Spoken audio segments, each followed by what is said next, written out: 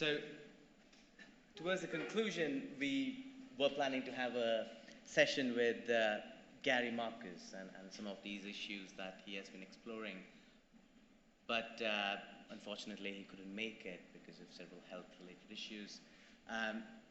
In the absence of that,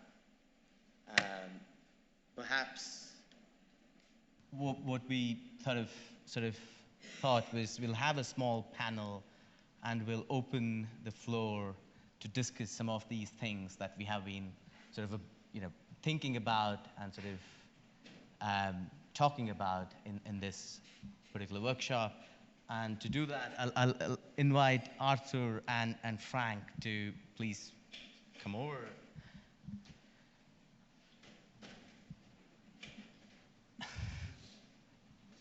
I think this should be. Okay. So one of those things right back.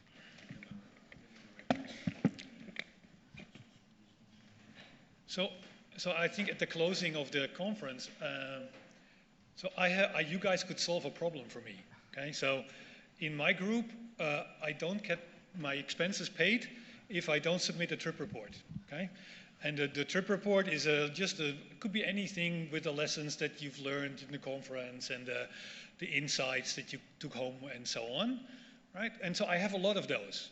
I have a ton of pictures of slides and interesting papers and great posters, and that was great.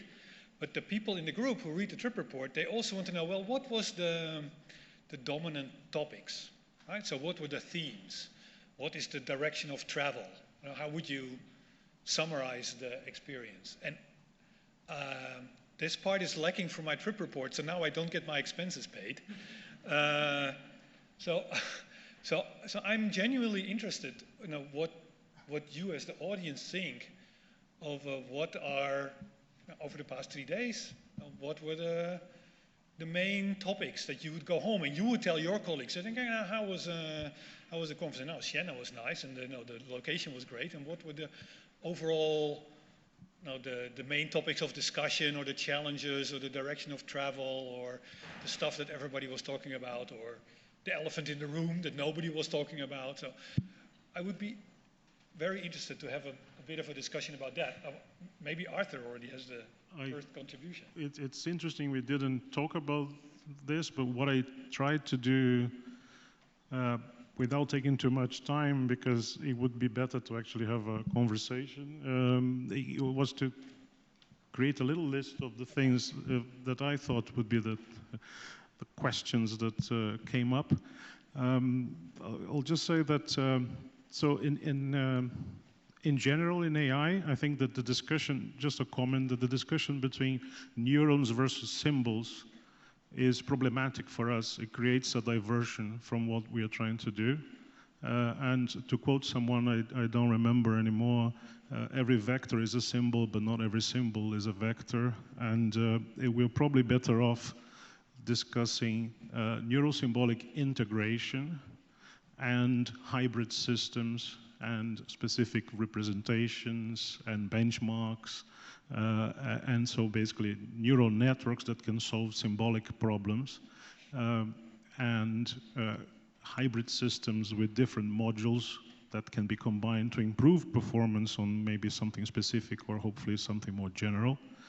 And since I know that Marco Gori would like to be here, I will mention one aspect that he was quite keen on, which is that he was discussing with Lekan, knowledge evolution over time. So I think that would be one, and also planning came up quite a lot, right? So how knowledge evolves over time and planning. And there is one example there that I like to use, which is the muddy children problem that maybe some people in symbolic AI know about. So children are playing in the garden, they have mud on their foreheads. A caretaker announces, at least one of you is muddy. Are you muddy? They go around and they say no, but if they all say no, then it becomes common knowledge that there must be at least two of them. And then as the game progresses, then over time, knowledge emerges. So I think that would be one interesting aspect to consider that I think Marco would be interested to talk about. Another one would be a killer app, and since Gary Marcus is not here, but I hope he allows me to quote him, he said that a chatbot that can fact check would be a great killer app for NeSy. So you cannot fact check without facts. Another interesting topic that is more of a question without an answer to me was we were having some Negronis, Marco Gori and Lecan and a few other colleagues, and there was a discussion as to whether humans learn from a lot of data or from only very few data, and that was interesting too, because from the perspective of vision, we cannot record all the things that a person observes. From the perspective of language, a child learns up to 10 words a day, and from the perspective of the optical nerve, it's very low bandwidth. So I thought that was another question I don't have an answer for. You know, do we learn from a lot or from only a few data points? And finally, something that came up quite a lot, compositionality, right? And whether that is has to be symbolic or could be done in the vector space.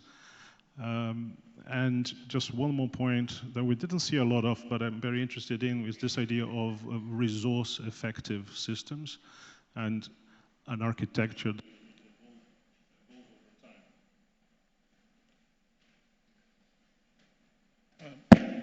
Thank you.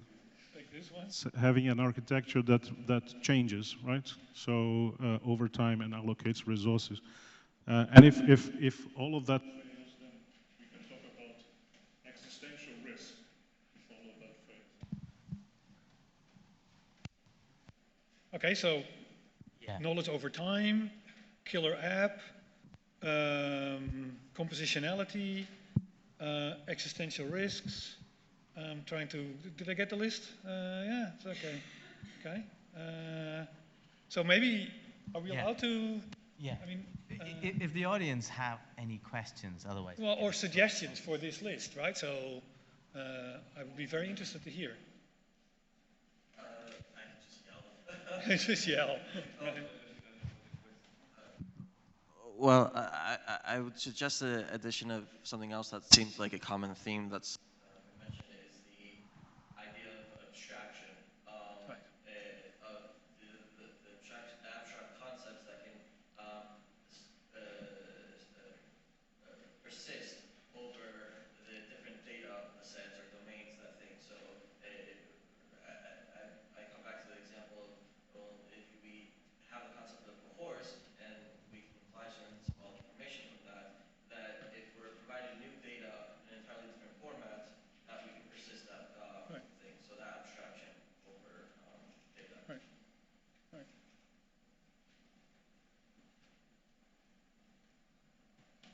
So what would you, what would you say to your colleagues when you come back home?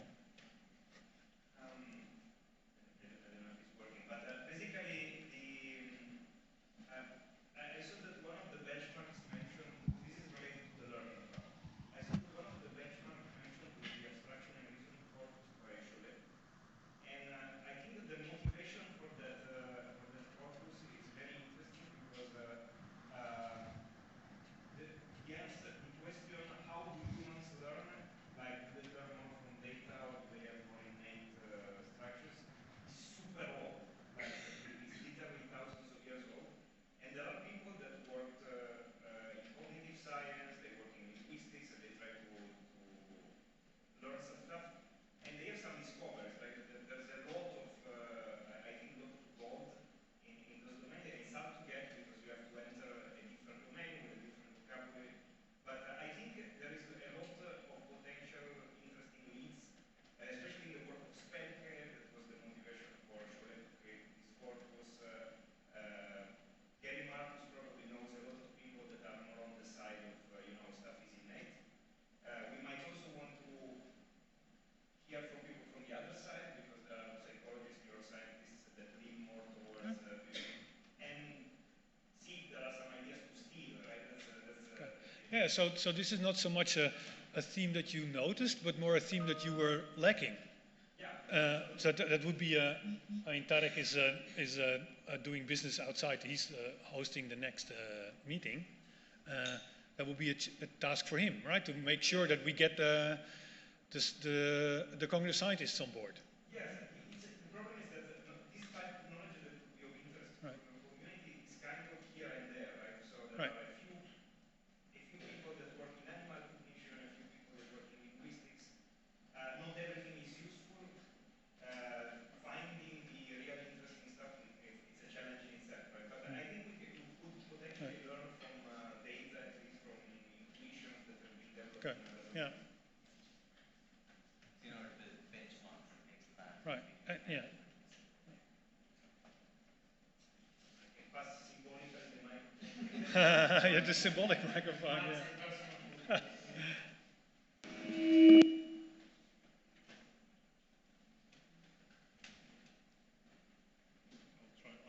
Can I have a show of hands if you think that we learn from a lot of data?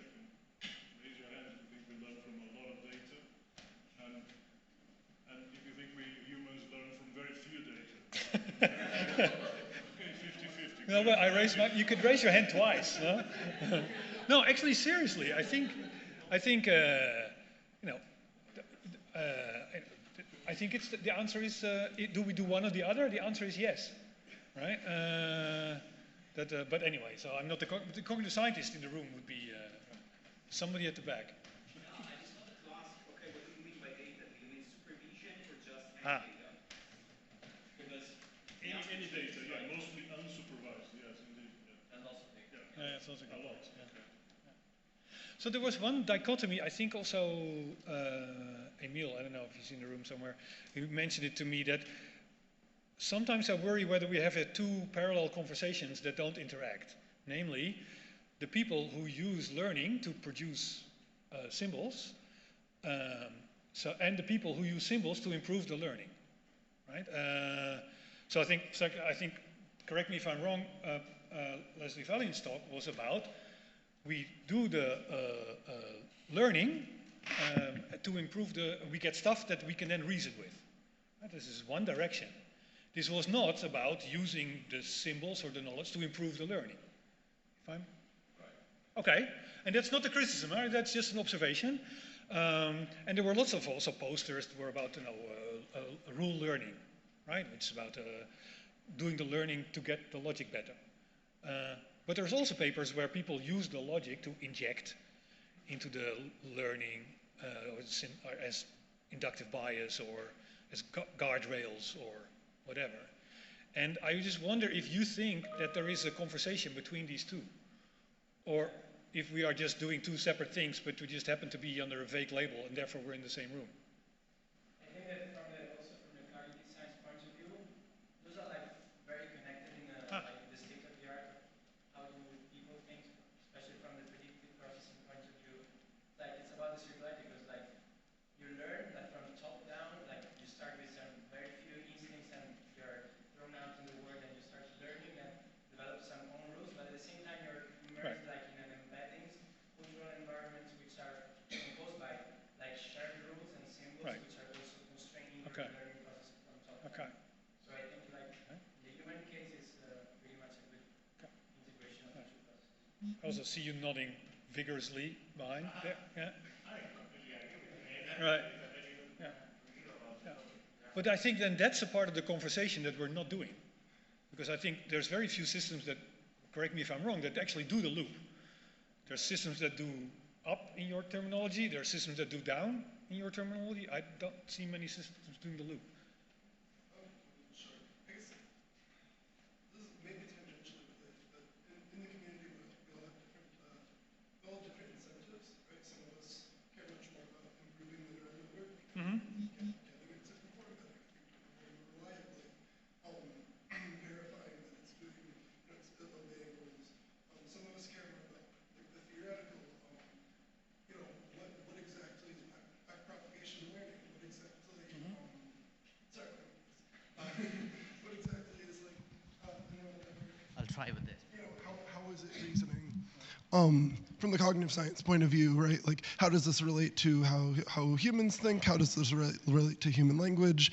But I didn't get the impression at all while being here that we're all detached from each other, having separate conversations. At least, I don't know about everyone else, at least I had conversations with all three groups of people constantly. It was, and everybody seems to mutually care about what the other is saying. Okay.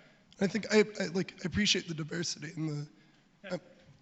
I don't think we're having separate conversations. No. I was putting it out as a provocation. Yeah, It's yeah. great that you disagreed, right? Yeah. But if anyone disagrees.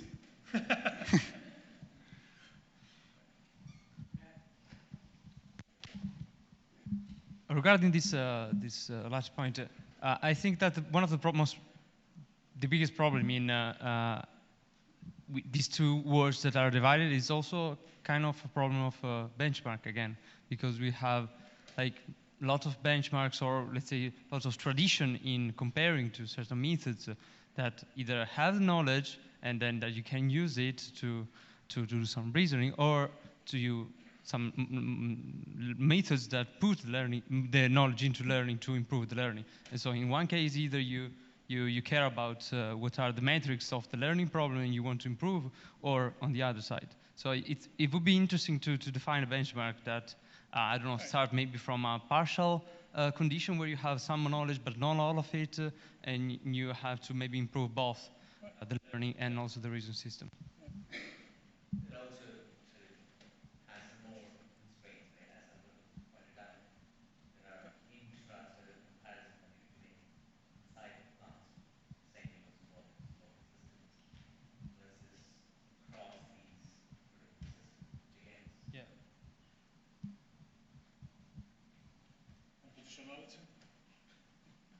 Yeah.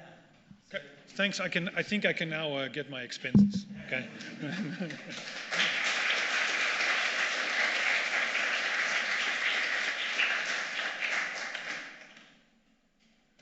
With that, I guess I'll hand over to.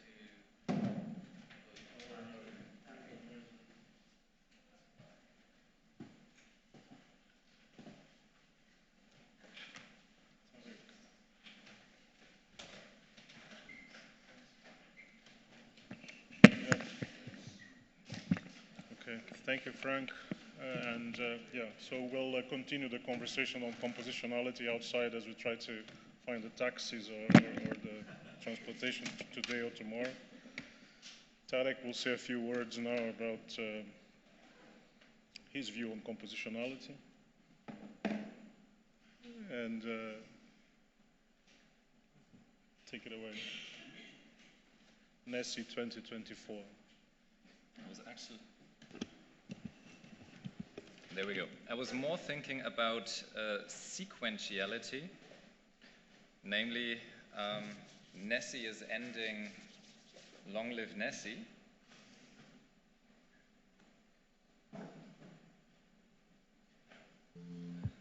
Barcelona is beaches.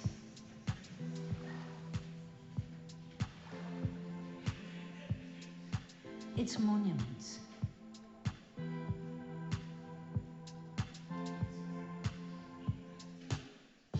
It's culture. It's cuisine.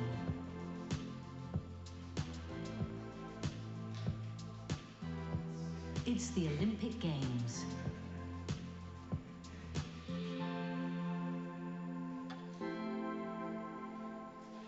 But Barcelona is also commitment.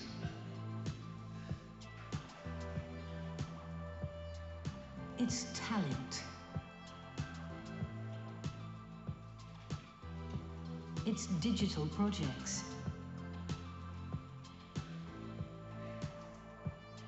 It's research.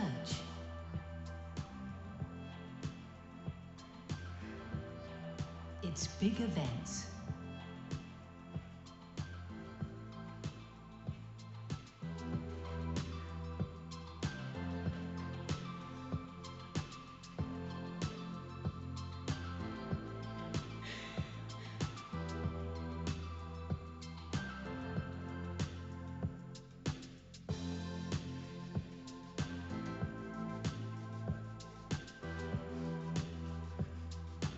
There's more than one Barcelona.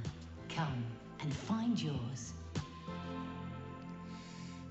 So, if NeSy2023 would have happened anywhere but where we currently are, I could just have started on this slide, right? But given your surroundings, I at least had to try to give you a bit of a taste of what's upcoming. So NeSy2023 was Benvenuti alla Certosa di Pontignano. NeSy2024 will be Benvinguts a Catalunya. We are going to Barcelona next year. We will be in September 2024, so it's going to be a little later than this year. We'll still try to squeeze it before most of you have to start teaching again, so don't worry. We'll announce more soon. We're currently talking to, well, some of you might know that, but Barcelona is home to 4 worldwide recognized universities. We'll probably land at one of theirs. Again, don't worry, they have nice locations. You're not going to be stuck in a standard seminar room. I understand Marco Gori and his team, so also another shout out. Who of the local organizers is currently in the room? Stand up. Do we have anyone? Yeah, exactly. So, woo!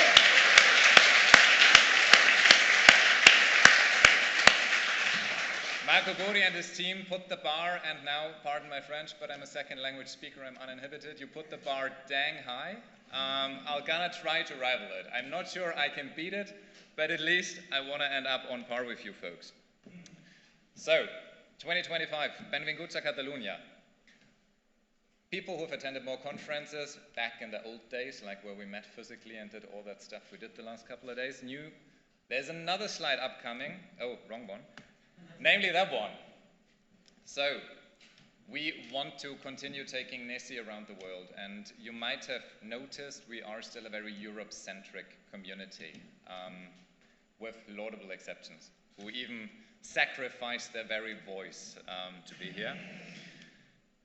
We would love if anyone who wants to host a NeSy workshop in their beautiful home country, home city, home university, you call it, reach out to Arthur, reach out to me, reach out to Ernesto, reach out to Pascal Hitzler, let us know. You don't have to do it alone, so of course we will be involved. Of course there's infrastructure, such as the amazing NeSy community Slack. For all of those of you who do not yet have the QR code and are not yet registered, another opportunity. If you want to bring NeSy 2025, ideally to non-European places, but also if you just happen to have a monastery around, happy to come. Let us know. Okay, some people are still taking pictures. Good, we're through with that. And then, final bit of service. I don't know who of you actually knows Hitchbot? Hitchbot unfortunately is dead. So, yeah, Hitchbot actually traveled the world. People just took it along, took pictures with it. It was in the North American area, it was around Europe. Eventually it got vandalized, really sad. But there's plenty of people who either tonight or tomorrow have to go to Siena, or have to go to Pisa, or have to go to Firenze. We will put up a sheet of paper. If you have spare seats in a car, or if you want to share a taxi with someone, put your name there, ideally point out whether you are offering or searching spots, and then let's try to organize instead of everyone going by themselves.